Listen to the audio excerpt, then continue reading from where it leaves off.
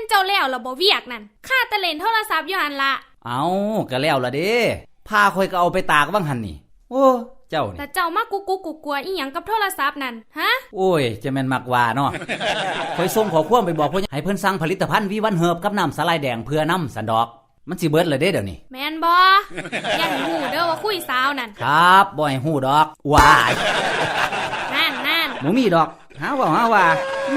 สิไปอาบน้ำก็เฝ้าไปเป็นหยังสิมายืนจึ้งตาหยังอยู่หั่นโอ้อย่านะโอ้ยละซ่อมคักนี่บ่อันเขาว่าแก่ง่ายตายยากกันไหมมันเจ้าจมหยังดูดิพ่อโอ้ยก็แม่มึงนั่นแล้วจ้องจับผิดแต่กูดิเดี๋ยวนี้เรื่องจมนี่เป็นจอมวะอ้าวเจ้ายังบ่ชินอีกอยู่ติรำคาญนี่ล่ะเกิดเป็นมือเป็นเว้นมาบ่ได้เศร้าศพเศร้าปากสิได้พักหูจักหน่อยแน่ก็บ่ได้เว้ยข่อยว่าเจ้าสิจมคืออีแม่ละเด้ตอนนี้นี่ไปบวชซะบ่เหรอจ้างเพิ่นก็บ่ให้เจ้าไปบวชคันเจ้าไปอยู่วัดเพิ่นสิใส่ไผบัดนี้เอาโอ้ยแม่นความมึงว่าล่ะโอ้